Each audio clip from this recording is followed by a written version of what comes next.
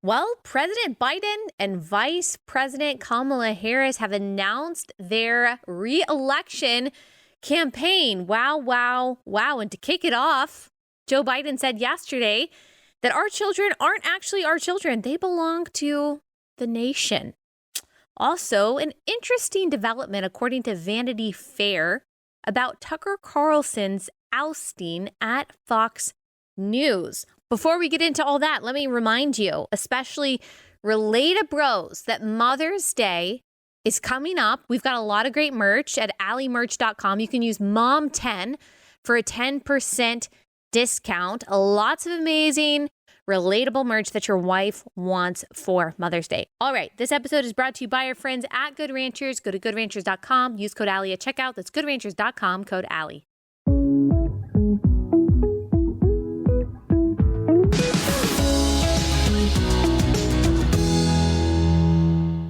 Hey guys, welcome to Relatable. Happy Wednesday. Hope everyone's having a wonderful week.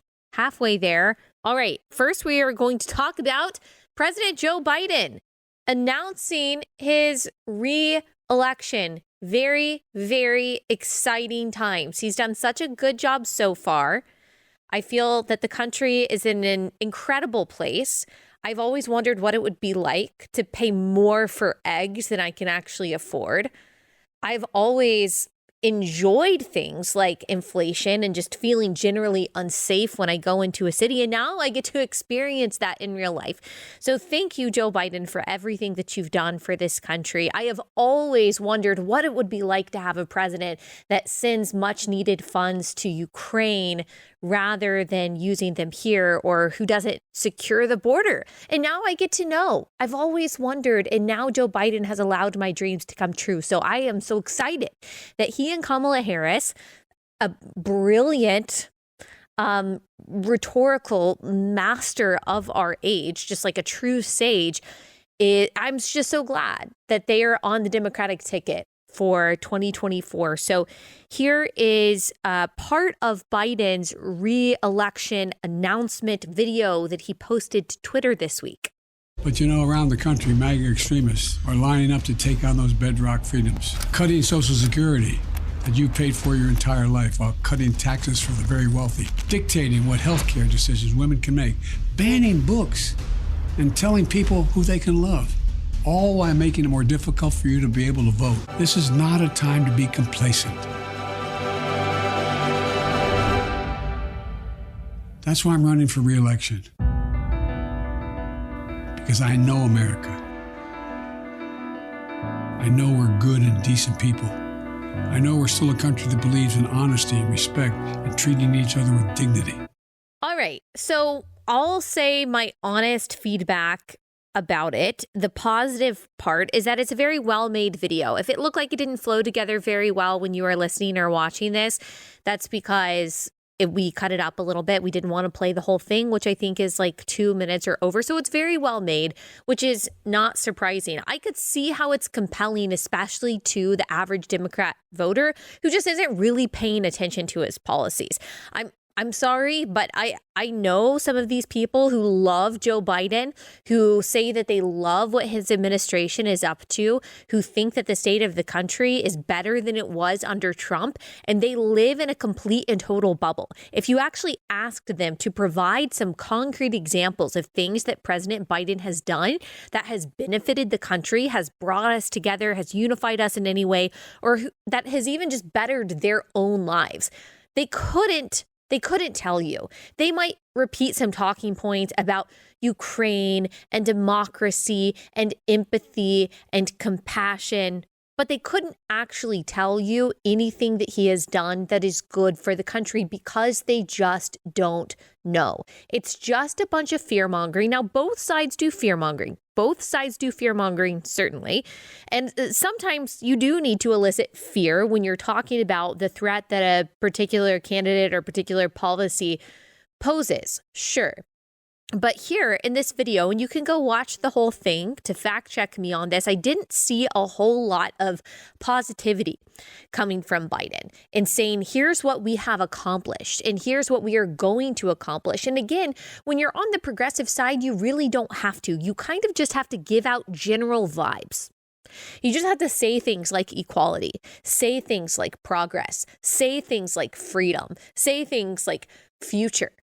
And you have to show some BIPOC trans people and put some sentimental music behind it and some cursive writing and some sepia filters. And then you've got yourself an effective and compelling campaign video that a lot of people, despite where Joe Biden has put us after this, how many years has it been? 3 years almost, I guess 2 and some change years that he's been president. Despite where we are now, economically, socially, despite the radical agenda that he has pushed on abortion, on gender ideology, the foreign policy that has just gotten us into mess after mess, whether you're talking about Ukraine and Russia or you're talking about Afghanistan, there will be people that will look past all of those things. There will be Christians. There will be people who were the evangelicals for Biden who will watch this video, will be moved to tears and say, yes, this is the guy that I'm voting for in 24. They will have learned nothing. They won't look at the tangible consequences of his policies. They won't even consider how the things that he has pushed for actually align with what they believe to be good and right and true. They won't feel the effects of the liberal border policy, the dereliction of duty that he has represented there. They're not going to consider how the radical transformation of the definitions of sex and gender, male and female, affect them, affect women's sports, affect women's prisons, affect women's abuse shelters, affect their girls' safety and privacy. They won't even consider the evil that is supporting the idea that taxpayer dollars should fund abortions, the slaughter of children. That's something that Joe Biden and Kamala Harris support. They will just say, this feels good. This feels right. He feels harmless. He seems empathetic. They'll forget that Biden's DOJ has been weaponized politically against his political, ideological opponents, that basically sicked its own agents on parents whom they apparently considered domestic terrorists for showing up at school board meetings and actually caring about pornography being shown in schools. And you'll notice that he said something there. He said, oh, Republicans are banning books. And we never got into that whole Florida story that you saw some so-called unbiased influencers on Instagram talking about how Florida is banning books, how it's fascistic, how it's Nazi-like, how it's so terrible that there are restrictions being placed on what kinds of books can show up in schools and can show up in libraries. Look, there have always been regulations and restrictions around what books can be included in libraries, especially children's libraries and school libraries. You can't just have any book that's included.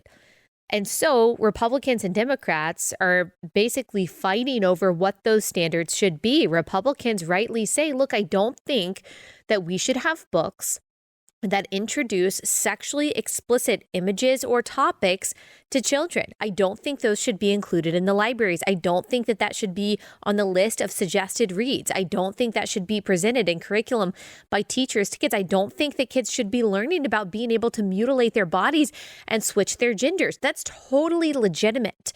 There has always been a restriction, always been parameters around what books are appropriate for children, what books should be included in curriculum and libraries and things like that. But that's called book banning. That's called fascism by people who want to believe that there's no such thing as pornography in schools, which we've seen time after time there is. We've seen instance after instance of this, of parents going to these school board meetings, presenting the pornographic material that their children are reading in these readily available books in schools and the school board shutting them down, saying that content is too inappropriate for this school board meeting. And the parent, of course, then makes their point that, yes, I agree. And it is also too inappropriate for a school.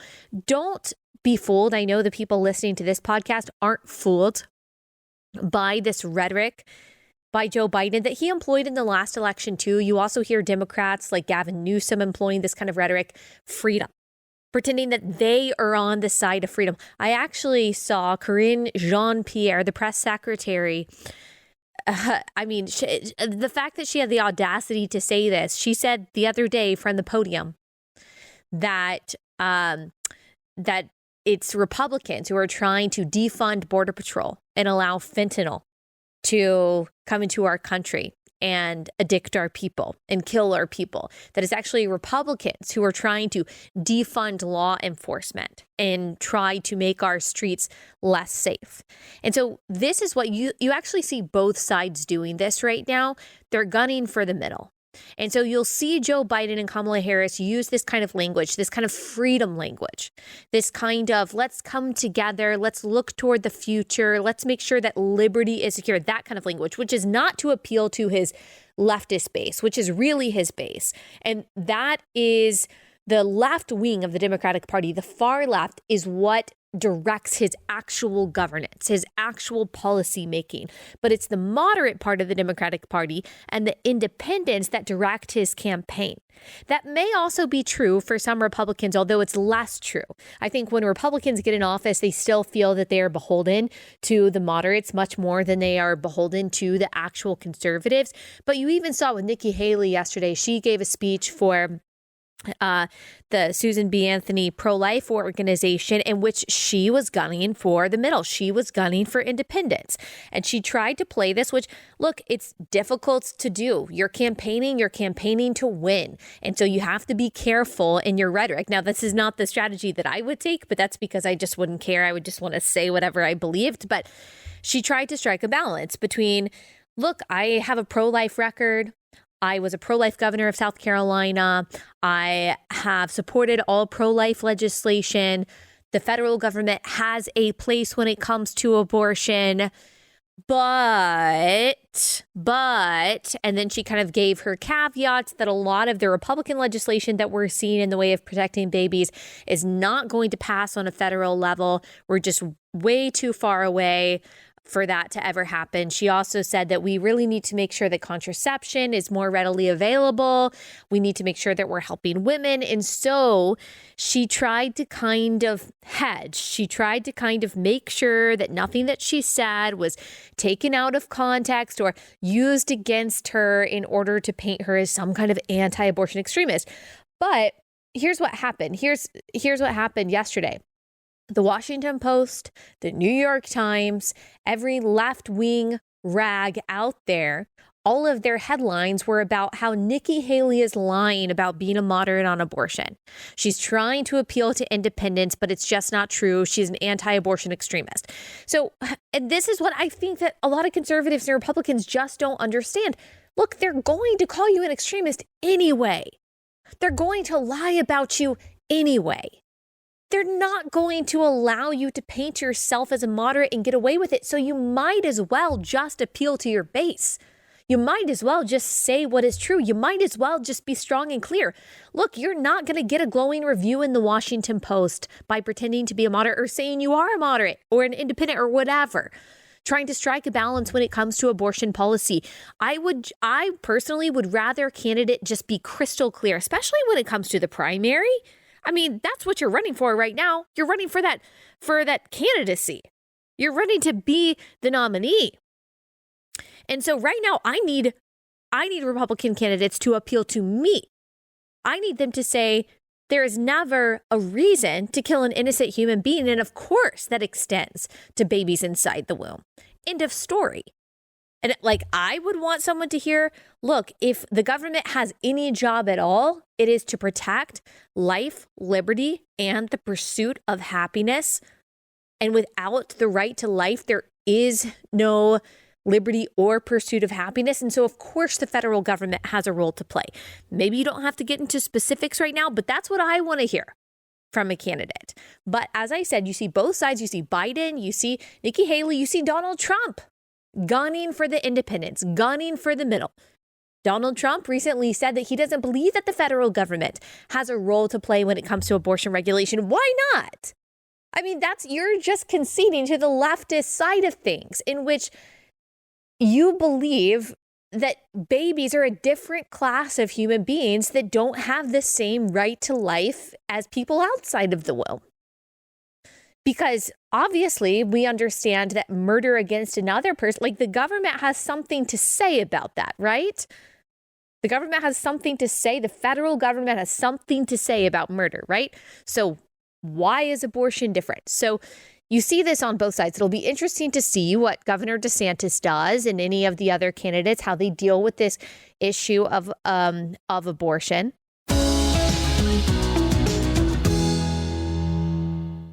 All right, quick pause to tell you guys about my first sponsor, one of my favorite sponsors, and that's Adele Natural Cosmetics. I love this company, not just because I love the products that I use on my skin every day, but because I love the people that run it. This is a family-owned business. They make all of their own products. They make sure that it's free of parabens, synthetic fragrances, preservatives, nanoparticles, petrol products, any of the stuff that you see used in your normal makeup or your normal skincare. They don't use it because they really care about the ingredients that they put on their bodies, because Arlene started this company due to her own health issues several years ago. She just wanted to make sure that she was really careful that everything that she was consuming and putting on her skin was completely natural. And that's why Adele Natural Cosmetics exists. I love it. I think that it's reduced redness and inflammation on my face. I have pretty sensitive skin, so I love their cleansing oil. I love their moisturizer. I love their daily serum. Like I said, I use it every day. If I'm feeling especially dehydrated or dry, I will also use their moisturizing toner, their spray. It all smells amazing, but they use essential oils and natural products to make their stuff really smooth and smell really good. So it's just a comfort to know that I am putting these kinds of products on my body, but also that I'm supporting a company that is pro-life and Christian like you and me. So go to AdeleNaturalCosmetics.com. Use promo code Allie at checkout for 25% off your first order. AdeleNaturalCosmetics.com. Code Allie for 25% off your first order. AdeleNaturalCosmetics.com. Code Allie.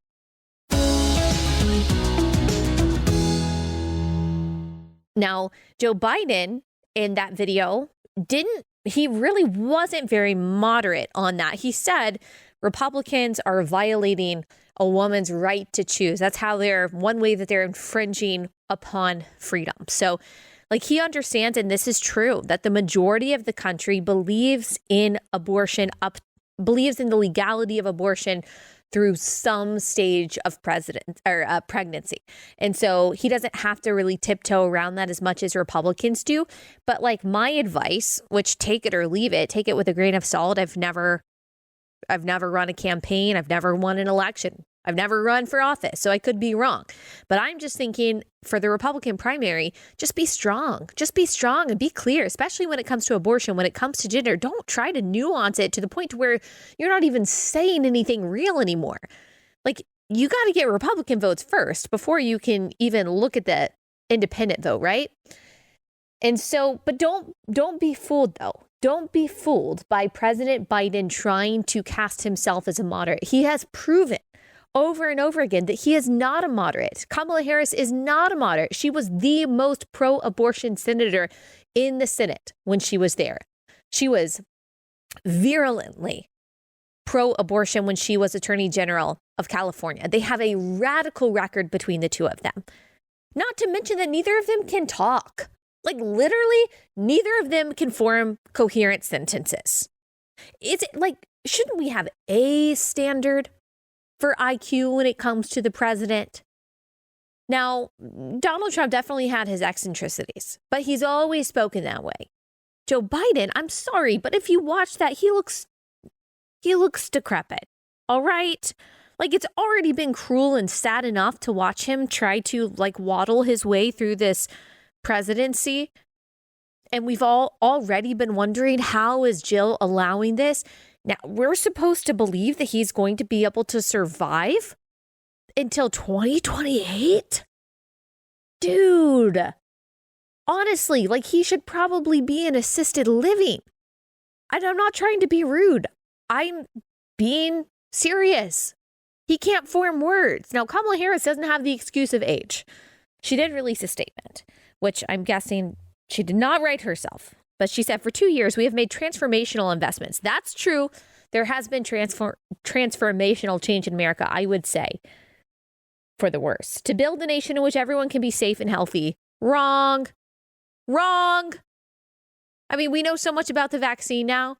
Remember when this administration forced companies to force their employees to get this vaccine, which we now know doesn't actually stop the spread of COVID and does have, for a lot of people, serious side effects and ramifications? We're not safe. Look at every city that's run by Democrats. It's not safe. No one wants to live there. People are moving out of Democrat cities and Democrat states to Republican ones. Find a good job. Wrong. Wrong. And retire with dignity. She says, in response, extremists have intensified attacks on basic foundational freedoms and rights. Which one? Like, you don't even believe that a girl has a right to go to the bathroom with only girls. Like, you don't even believe that a girl doesn't have, or that a girl has a right not to be sexually harassed by being flashed by a man who thinks that he's a girl in a locker room. What's more of a fundamental right than that? You don't even believe that some human beings have the right to life. And you want to lecture us about foundational freedoms and rights. What about the right to work without being forced to inject an experimental drug in your body? You don't believe in that right. She said, for example, they want to take away a woman's right to make decisions about her own body. They attack the sacred right to vote. Again, that's just a lie. That's just a lie. Even liberal outlets have fact-checked that Republicans, the voting integrity bills that have passed, do not restrict anyone's right to vote. And by the way, the right to vote is no longer sacred if it is not exclusive to citizens. And we understand that this administration, that the current Democrat Party, believes that non-citizens, even that illegal immigrants, should have the right to vote. That means you don't have a country anymore, because citizenship means nothing. Borders mean nothing. Sovereignty means nothing if the right to vote is not exclusive to citizens. And so the right to vote is not sacred to the left. We know it's not sacred to the left because we know the schemes that they put into place every election, the rampant and I think corrupt ballot harvesting that goes into place to ensure that their candidates win. So I wouldn't say that this is true either, that they believe that the right to vote is sacred. Attempt to silence the voice of the people. Oh, like sicking the DOJ on parents who are concerned about what their kids are learning in schools by going after pro-life advocates and protesters, nonviolent pro-life advocates and protesters federally simply because of their stance, like Mark Hawk in Pennsylvania. And they try to block common sense reforms to save lives and keep Americans safe from gun violence. You can show me the numbers on that. Show me the numbers. Show me how the policies that you suggest would have a tangibly positive impact on the number of lives lost to humans who are wielding guns. Because the vast majority of these gun deaths, especially those among adolescents, are happening in Democrat-run cities. It's mostly gang violence where the progressive, Soros-backed judges and DAs simply are not enforcing the laws already on the books to protect these young people and to protect the victims. So tell me how taking guns away from innocent people, law-abiding people, is actually going to make the country safer. You're going to have to square that circle for me. And so this is filled with a lot of deceit. And unfortunately, as I said, as is true with all propaganda, with all well-edited videos, a lot of people are going to fall for it. So let's not just laugh at this and say, oh, President Biden, he's so geriatric, he's going to be easy to beat. That's not necessarily true. That is not necessarily true. He's not going to be easy to beat. He should be, but he's not going to be. All right, let's move on to another statement that Joe Biden made. And that is, you know what? I won't even say what he said. I'll just play it for you. Here is Joe Biden on Monday in a ceremony honoring the Council of Chief State School Officers 2023 Teachers of the Year. He gave an address where he said this. Rebecca put a teacher's creed into words when she said, "There's no such thing as someone else's child. No such thing as someone else's child. Our nation's children are all our children." Our nation's children are all our children. I saw someone else point out, it was lifenews.com. They said, so if you have an abortion, you just killed my child? That's interesting. No, that's not true. Our children don't belong to the state. We don't share custody of my children, President Biden. And this is what those in charge would like you to believe. Democrat politicians, in particular teachers, the teachers unions, not all teachers, but these activist left-wing teachers and teachers unions, these bureaucrats, they want you to believe that they are just as interested in your child's well-being as you are. And therefore, they have authority. They have authority to determine what your child learns, the values that are instilled in your child. They might see it at best as some kind of equal partnership, that you get some time with them at home to talk to them about things, but really you just need to be echoing what the experts tell them, how the experts teach them at school. You just need to echo what the government is telling them about things like gender and values and abortion and social justice and racial justice and critical race theory, oppressors versus the oppressed, the history of the United States. You just need to agree with those things as a parent. And your job is basically to facilitate the role of the experts at schools and in the government to shape your child into who they want your child to be. And they will convince parents that they're doing this from a place of love, that they're doing this from a place of compassion, that they're doing this because they know what's best for your child. And parents really don't. Parents really don't. Like if you hear some of these left-wing teachers, some of these teachers unions, some of these bureaucrats talk about parents, they really think parents are stupid. Like they really think that parents are just overly emotional, that they have no idea what they're talking about, that they're just naive, especially if they oppose any of the progressive stuff that's being pushed down the throats of these kids in schools. They'll say that parents are just, they're overreacting. They're overthinking this. They just don't know. They don't know what's best for their kids. So if they're honest, it's not even really that they think it's an equal partnership between schools and parents, but really that they think that they are the primary authority, the primary shaper, the primary influence and discipler of kids. But here's the truth, is that President Biden, no legislator, Republican or Democrat, knows your child's name. They don't care. They don't know your child's birthday. They don't know your child's favorite food. They don't know their strengths or their weaknesses, their capabilities or their inabilities. They would not shed a tear if your child got diagnosed with leukemia tomorrow and died next year. You could tell them that story. They would not care. They wouldn't be moved to sympathy. They probably wouldn't be moved to compassion. Now, maybe some of them would, but a momentary and fleeting feeling of sadness is the most that you could get.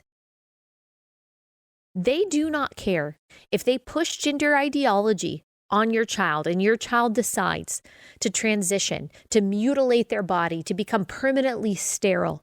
And then one day realizes it was all a mistake, that they can never be happy, that they'll never be able to have children, they'll never have a normal body.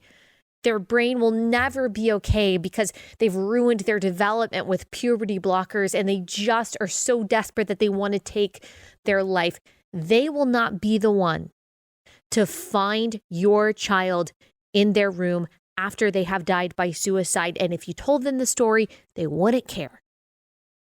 No. We don't co-parent with the government. Our children are not the nation's children.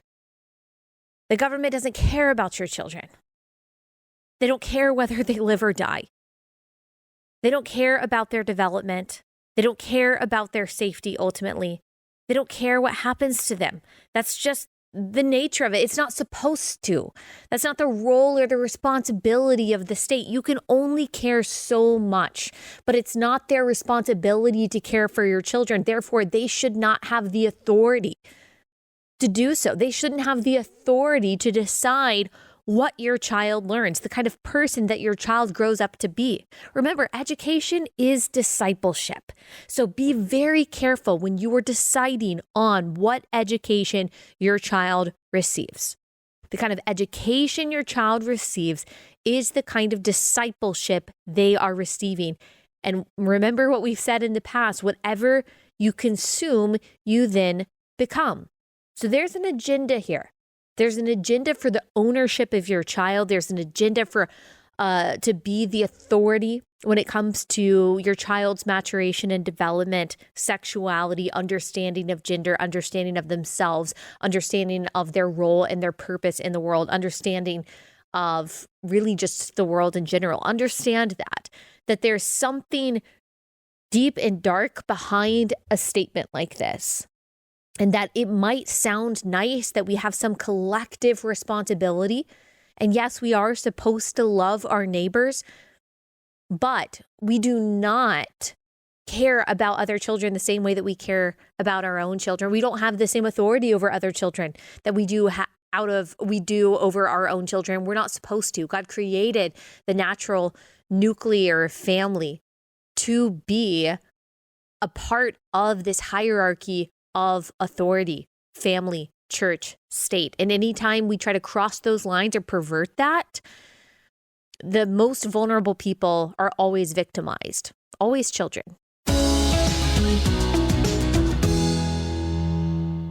Okay, I can't wait to tell y'all about my next sponsor, and that is Preborn. So we know that after the overturning of Roe v. Wade, our work as pro-lifers didn't stop. If anything, it doubled because of the amazing pro-life laws that have gone into place, we have a lot of women with surprise pregnancies that need help. And so instead of walking into a Planned Parenthood that just wants their money and to kill their baby, they're walking into these pregnancy resource centers. They're walking into these places to look for material help, to look for free sonograms.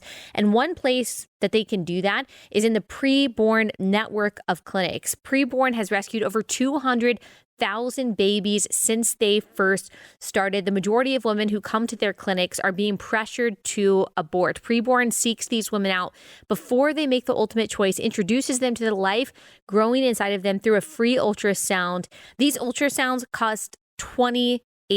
So $28 per ultrasound to save a life. We are the fuel, the people that donate to Preborn. We are the fuel that actually allows them to do their jobs and to help these women and to help save these babies. All you have to do is dial pound 250. Dial pound 250 when you do say baby. That's pound 250 baby. Or you can go to preborn.com/Allie. Preborn.com/Allie. Blaze has a goal of saving 70,000 babies through Preborn in 2023. 70,000. You can be a part of that.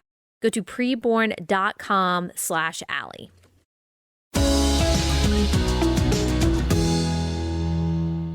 But this is kind of just a part of the left-wing communist playbook and has been for a very long time. It's really a totalitarian playbook, whether you're looking at fascism or communism, to try to recruit child soldiers, to try to win children over to your ideology and to your regime and to activate them to accomplish your purposes.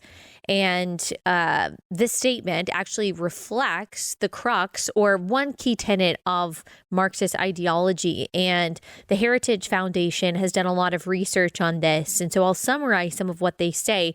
But in the Communist Manifesto of 1848, Karl Marx called for the abolition of the family. He believed that communism would then ensure that children would be educated by the state and not by their parents. Part of the motivation for him saying this is because Marx believed that religion was a scourge, that religion was the opium of the masses, and it stopped people from being enlightened when it came to the beauties and the wonders of communism. And it also inhibited them from wanting to be controlled and taken care of by the state. It granted them a sense of autonomy and stability outside of the state that was a detriment to the goals of communism, which is total control.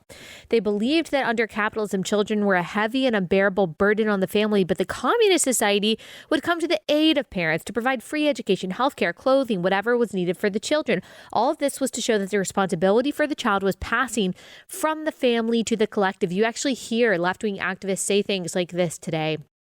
Again, that children belong to everyone. There is a communist, she's a professing communist author who talks about the abolition of motherhood and forced surrogacy, how all childbearing should actually go from egg donor to gestator, and then the child should just be owned by the collective or owned by a community, owned by some kind of facility, how that would free women, that would actually liberate children. Remember, queer theory, as we talked about with James Lindsay, also views any kind of hierarchy, including parental hierarchy and parental authority, as a form of oppression, as a form of entrapment. And children actually need to be liberated, not just from the gender binary, not just from age of consent laws, they would say, but also from the oppression, the protection, the provision of the parents, which tend to stand in the way of that kind of so-called liberation, which we would call, of course, perversion. The Soviet Union's first People's Commissar for Welfare, Alexandra Kollontai, wrote, "The old family, narrow and petty, where the parents quarrel and are only interested in their own offspring, is not capable of educating the quote-unquote new person." And what he meant by new person is by the communist. The new creation that communism would create would be someone who is not just concerned with his own nuclear family, but is concerned with the quote-unquote collective. The members of the family do not need the family either, because the task of bringing up the children, which was formerly theirs, is passing more and more into the hands of the collective. The mother need have no anxiety about her children. The worker state will assume responsibility for them. The women of the working class, therefore, need not worry over the fact that the family is doomed to disappear. They should, on the contrary, welcome the dawn of a new society which will liberate women from domestic servitude, lighten the burden of motherhood, and finally put an end to the terrible curse of prostitution. Now, the only thing that I agree with there is that prostitution is a terrible curse. And so maybe he actually thought that there was some virtue in what he was saying. But really, he believed, and we can already see this manifesting itself in very kind of natural developments here in the United States and in the West. They envisioned a world in which all men and women worked together for the collective, and the children were then taken care of. I don't know by whom, by different workers, by people who apparently cared about them all equally. And we've kind of seen the development of that in the United States under the guise of feminism, under the guise of liberation. We wouldn't have called it communism, but I mean, we very often see that in the United States, the kind of outsourcing of parenthood to another entity so that everyone can be liberated. Everyone can be a worker working toward the collective or working to help the market, whatever it is. Now, I'm not saying, I think we do see biblical precedents for women working in some ways and being productive in a lot of ways, being industrious and being entrepreneurial. But of course, the priority of motherhood, the priority of your children falls on the parents, not on someone else, because that's how God created us. That's why communism always fails, because it goes against human nature. We see the importance of private property to God in the very beginning. In the 10 Commandments, it's not just thou shalt not steal, but also thou shalt not covet. So private property is totally legitimate. It's totally valid. It is a part of any functioning and structured society. It absolutely must be protected. This idea that the state should own all private property is not biblical whatsoever. But then also this idea that the family is an impediment to total state power, the family is an impediment to communism, is completely anti-biblical. God actually creates the family. First chapter of Genesis, we see it reiterated throughout Scripture. Honor your father and mother, for example. God created us to care first about our family. Yes, we should love our neighbor. Yes, we should care about the city in which he has providentially placed us, Jeremiah 29:11. But he has given us, our children, primarily to steward. Like that love that you feel, whether you adopted your child, so the moment that you got your child after the adoption process was completed, or that indescribable moment when the doctor lays that baby on your chest, when you know that you would die 1,000 deaths for that child, you would endure any pain for that child, the love that is totally overwhelming you, it really is like your heart walking around your body every day that you're alive. You can't even describe just how profound and how heartbreaking and how painful and how amazing and how joy-inducing that love is for your child. God gave that to you. You don't have that love for other children. You just don't. You can't. God didn't give you that capacity. You can love them in a way. You can seek their best interest in a way, but only up to a certain point. And yet the love that you have for your child is unlike the love that you have for anyone else that is purposeful. The state cannot have that. Your neighbor cannot have that. The collective cannot have that. And so you know what happens when the collective or the state or the nation all equally cares for children? Children are exploited. They're abused because they don't have anyone that really innately and strongly cares about their well-being. That's also why we have such a disaster in our foster care system, even though there are so many wonderful people who are a part of it. But these children are without a continuous, loving caretaker to make sure that they are protected from predation. And so it's the most dangerous thing that you can think of, that children belong to the collective, that they belong to the state, that they belong to the nation. Remember all those people saying, no, I care about your child just as much as you do. Let's partner in parenting your child. Look, they don't ultimately care about your child. They don't know your child. They're not going to wake up in the middle of the night when your child is crying because they had a bad dream.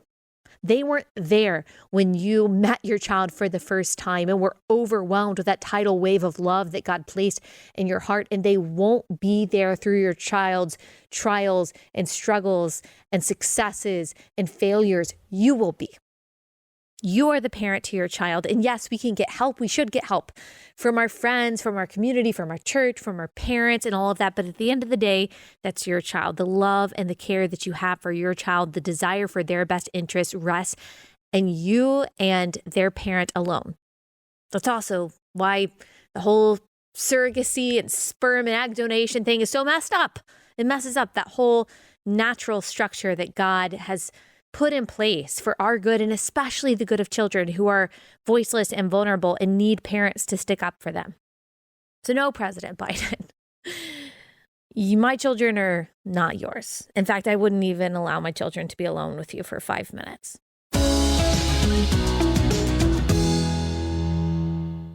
We talk a lot about these crazy corporations. I actually, when I was in between segments, I was looking at my phone and I just saw an announcement that Disney is suing either the state of Florida or Ron DeSantis. I'll have to look at that story again. I'm sure we'll be reporting on it soon. But these progressive companies are out of control. And if you are tired of spending your money at these companies that hate you and fight against your values, you should be aligning as much as you can with companies that actually align with you. That's why Public Square exists, spelled Public SQ.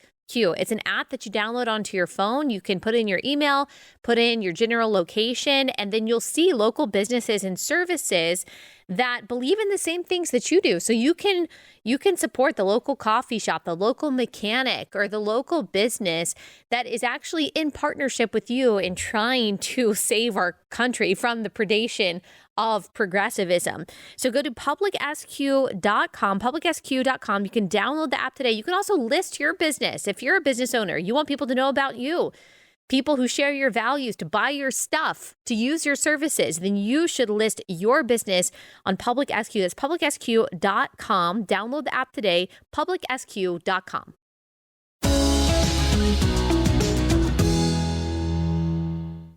Okay, so my friend Lila Rose of Live Action, I saw her highlight this on Twitter, and I just thought it was really interesting. She posted a screenshot of emails that she had received, those spam marketing emails from several companies, basically kind of apologizing for celebrating Mother's Day, but saying, look, you can opt out of our Mother's Day emails if you want to, which I've never seen for anything else. I've never seen a company say, hey, if you want to opt out of our Pride Month emails, you can totally do that. And yet when it comes to Mother's Day, these companies are saying, oh, we understand that this might be really sensitive and you might not want to receive these emails. So here's from DoorDash, a note about Mother's Day. We understand that Mother's Day may be a difficult time for some. Click the button below if you'd prefer to be removed from additional emails and push notifications this year. This is from Fries. We know Mother's Day and Father's Day can be sensitive times for some. If you'd like to opt out of our emails and push notifications for these holidays, please tap below. From Mac. Hi there. We understand that Mother's Day can be a difficult time for some of us. If you'd rather not receive emails about the holiday this year, let us know by following the link below. Levi's. Hey there. So Mother's Day is just around the corner, and before we start bombarding you with mom-related content, we just wanted to check in first. We know motherhood and all the associated feelings, emotions, and memories can be tricky and even triggering for some. You can opt out of our Mother's Day content by clicking here. All right, I'm interested to hear what you guys think about this, because I can see differing perspectives. I mean, sure, if you just had your mom die, or maybe you've been struggling with infertility, maybe you just went through a stillborn birth. Maybe there are a lot of reasons why celebrating Mother's Day is really hard for you. I don't want to discount that, because I think that's true. And actually, to me, it shows just how important like the connection to our mother is and the connection to our father is, that apparently these companies feel that they have to issue a statement like this. This just kind of goes to show what we were just saying in the last segment, that, I mean, parenting it's a matter of the heart. Like, the family runs really deep. The emotional and spiritual and physical implications of all of those things are very, very profound, to the point to where they can have something like Father's Day or Mother's Day can have a very positive or negative effect on you. I personally think that this is odd. While I understand that these days can be hard for people, and I can really appreciate that. Again, I've never seen this before. Am I wrong to say that this is not normal? I've never seen a company tell me that I can opt out of certain kinds of emails, like Pride Month or Day of Transgender Visibility. Or, I mean, some people might want to opt out of Black History Month. I got an email the other day saying something, which I have debunked many times on this podcast, saying something about institutional racism is the cause of Black maternal death in this country, which is not true. We've talked many times how the number one cause of Black women dying in the first year after birth is actually being killed by the father of their child or their boyfriend. So that bothered me, but I didn't get the option to opt out. No one said, hey, do you want to hear more about this? I've never seen this before. So I do think it's interesting that there is hypersensitivity when it comes to Father's Day and Mother's Day that I've never seen around anything else. I can't even, if I have like on my calendar, if it tells me that it's, I don't know, some holiday that I don't celebrate, Ramadan, I can't even take that off my calendar. They're like, no, you will recognize that it is Ramadan. You will absolutely recognize it. We will send you an alert to remind you that today is Ramadan. I can't opt out of that, but I can opt out of my Levi's Mother's Day emails. I don't know. I just think it's odd. This is not something that I'm going to be super dogmatic about. Like, if you think that this is great, this is like a step towards, I don't know, truth-filled compassion, I'm willing to hear that. But I guess I am a little sensitive about any kind of anti-Mother's Day sentiment. Everyone in the world has a mother and a father. Whether you were raised by a mother and a father, that's a different question. But everyone in the world has a mother and a father. So if anything, I mean, if Mother's Day is a difficult day for you, and again, I can appreciate and understand why it would be for so many reasons, take it as a day, I would say, to recognize that if you are a Christian, you belong somewhere. You are a part of a family. You are a son or a daughter of God. You are a co-heir with Christ and the most magnificent and glorious and eternal family that exists, and you belong. You have a purpose. You are seen. You are known by the God of the universe. You are forgiven through Christ. Your identity is in that.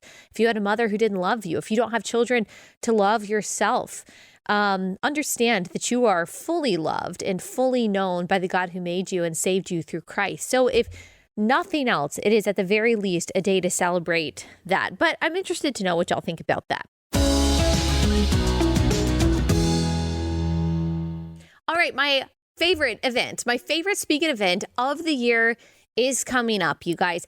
June 9th to 11th is the Young Women's Leadership Summit that is put on by Turning Point USA every year. I've been speaking at this event, I think, since 2017 or 2018. I helped plan it, I think, in 2019. I just love this event. It's so fun. And you don't have to be a quote unquote young woman to attend, although I'm sure all of you relatable gals, related bells, what did we ever settle on, are all young in my eyes. But you can really be any age woman as long as you're actually a woman.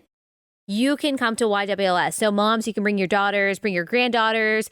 Girls, you can bring your moms. Come with friends. This is an amazing event. I will be there. You will get the opportunity probably to meet me. I always do like a kind of meet and greet, and I will be speaking. I'm so excited. It's like a 70s retro theme this year. I already have my dress. I'm just trying to decide what shoes to wear. I'm so excited. It's going to be so encouraging. You're going to be surrounded by like-minded women and hear so much encouragement from the people that are speaking on stage. Candace Owens will be there. Riley Gaines will be there.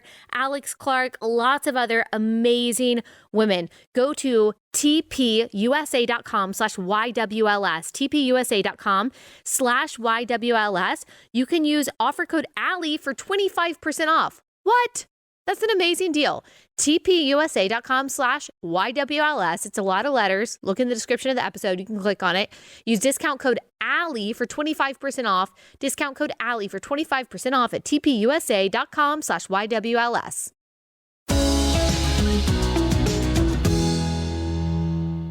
All right, last thing I just wanted to discuss is this is a follow-up from yesterday, which I thought was an interesting development. And this is about the Tucker Carlson oust at Fox News. Go back and listen to or watch yesterday's episode if you want a breakdown of that. But this is it's perfect for what we talk about. It's the nexus of what we discuss so much. So Tucker Carlson's prayer talk may have led to his ouster, reports Vanity Fair. So Vanity Fair, of course, is going to be left-leaning, as almost all outlets are, especially female outlets. However, I do find some very fair reporting in Vanity Fair. They surprise me a lot. Like, they have a lot of articles and I'm like, okay, that was actually pretty fair and pretty objective. So a lot of times I actually appreciate them. So Tucker Carlson's prayer talk may have led to his ouster. What they're referring to is his speech last Friday at the Heritage Foundation's 50th anniversary gala. Like I said, I was a part of the Heritage Foundation celebration last week. I wasn't able to stay for his talk, and I wish that I had because so many people have talked about it. We played a little clip yesterday where basically he argues that, look, we're not really in a political debate anymore, which listeners to Relatable, like, yes, we will say yes and amen because we have also been talking about that for a long time. This is not really politics. Like, we're talking about morality. We're talking about differences between truth and lies, between good and evil. Like, that's really the fundamental battle at play here when you're talking about something like castrating the next generation, which is exactly what Tucker Carlson spoke about, that policy papers cannot account for what the left is advocating for right now. And so while he himself didn't offer like a bunch of theological advice, he even made a joke about that. I mean, he did evoke some spiritual language. You have to when you're talking about all of this. But apparently, Fox Corporation chair Rupert Murdoch, he is a 92-year-old media mogul, apparently he did not like that.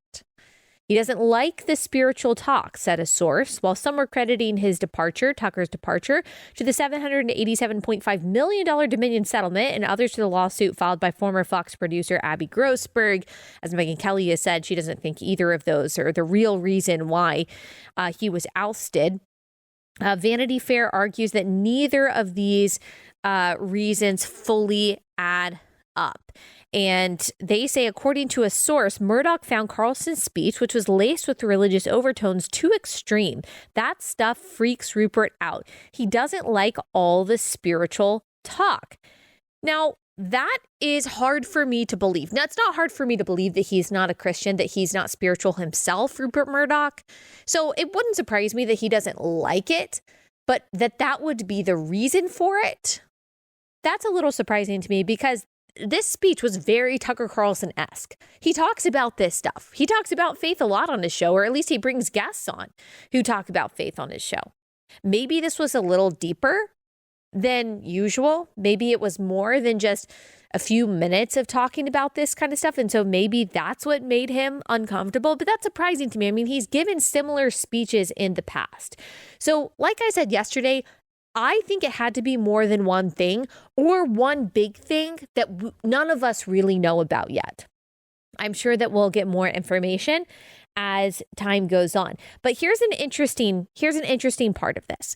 Rupert Murdoch, Vanity Fair says, may have been unnerved by Carlson's religious talk because it echoed the end times worldview of Murdoch's ex-fiancée, Anne Leslie Smith. The source said Anne Leslie Smith would have been Murdoch's fifth wife. Murdoch recently called off their engagement after 2 weeks, partly because Smith had told people that Carlson was a quote-unquote messenger from God. Murdoch had seen Carlson and Smith discuss religion firsthand at a dinner in March. During dinner, Smith pulled out a Bible and started reading passages from the book of Exodus. Love it. Rupert just sat there and stared, the source said. A few days later, Murdoch and Smith called off the wedding. And so this was an interesting part. I thought this was a very interesting sentence in this article. By taking Carlson off the air, Murdoch was also taking away his ex's favorite show. Interesting. So many layers there. Now, we don't know. That's a theory. To me, it's not a super compelling theory, but it's interesting if it is true. Just the anti-Christian sentiment from the most influential places in our culture, it continues, and it has a very serious effect on people. Now, God is bigger than Rupert Murdoch. He actually laughs at the people who think they have power and authority here on earth to try to thwart his will, because they don't. They don't. They can act in a way that they think will solidify their power or will perpetuate their ideology or whatever, but ultimately they will come to nothing. We read Psalm 37 a lot. And I'm not saying that Tucker Carlson is some messenger from God. As I said yesterday, Tucker Carlson, I want you to get your ESV study Bible and start in the book of John. Also Rupert Murdoch, if you would like to as well. But this is such an interesting revelation about the ideology that pushes Fox, because as we said yesterday, they have become more liberal. Bruce/Caitlin is now like a key contributor. They have segments glorifying child transition, as they did last summer on Dana Perino's show. Again, I like Dana Perino, but it was an egregious segment. They're definitely liberal in a lot of ways. Not every host, of course. But I think a lot of the people behind the scenes, a lot of the people at the top, I mean, they're definitely more liberal than you and me, for sure. And so Tucker seemed to kind of push the envelope on that. It's interesting, though. But then you've got other Christians there. I mean, I think Shannon Bream is amazing. She's a Christian. She's outspoken about her faith. On Fox Nation, they do have like some Bible study things that go on. But I don't know, maybe that's okay because it's kind of contained to the Bible study space, and it's not something that seeps into the rest of the content. But I mean, Fox and Friends does like church type stories and things like that.